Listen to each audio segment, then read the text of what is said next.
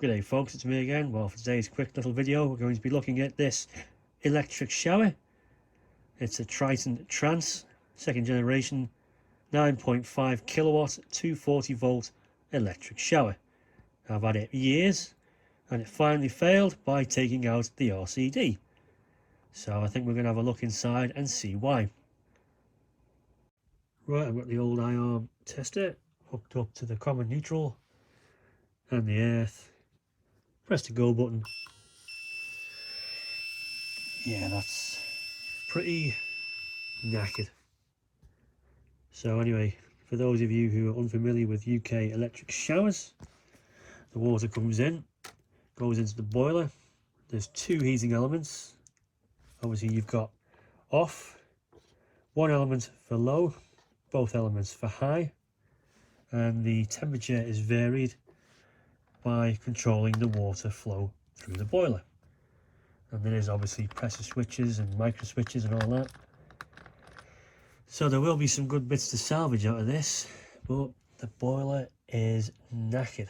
So I think I'm going to have to try and get that boiler open and have a look at the heating elements, which could be messy.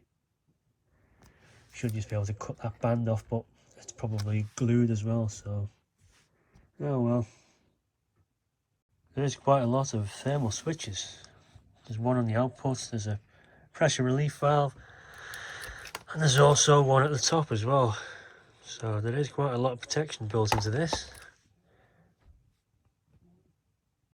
Some nice neons to salvage, completely with resistors. These micro switches might be worth keeping. Allegedly rated for 26 amps. There's a solenoid valve here that might be worth keeping, or I could just blow it up, but oh well. Nice big chunky terminal block anyway, I'll have that.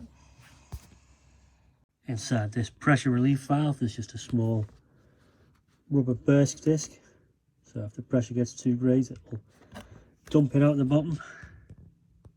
Probably if you had a restriction in the hose, but I don't think I've ever seen one operate. Right, so I've separated the heating elements. This one's fine, this is the bad one. Interestingly, there's no continuity between here and here. So the fault is on this leg. It's a fault to earth, so it's failed in a decent way. Be interesting to see what damage, if any, is visible.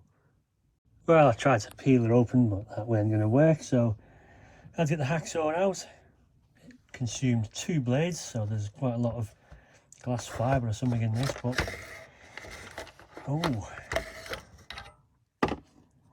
there's the outlet. The water comes in, flows around the coil and out the discharge tube, but this is the one which is fine. This is the one which is knackered. What the hell has happened to that? It's like the copper itself is flaking off.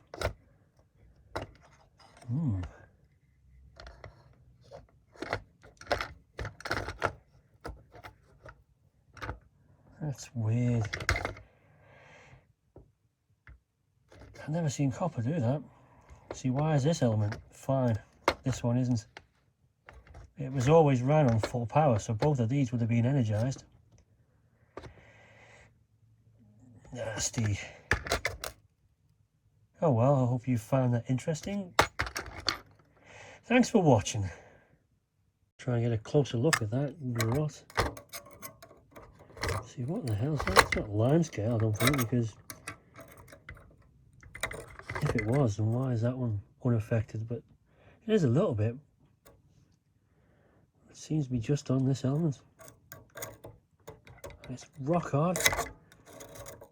So it could be limescale, but if you know what this is and why it's done it, leave it below in the comments.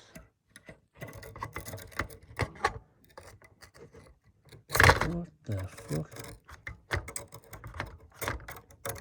It's obviously caused some sort of localized overheating for it to burn up.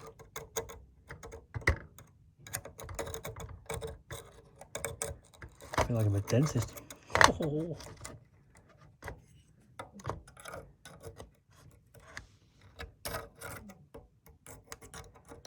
What the fuck? Anyway, going for real now. Thanks for watching.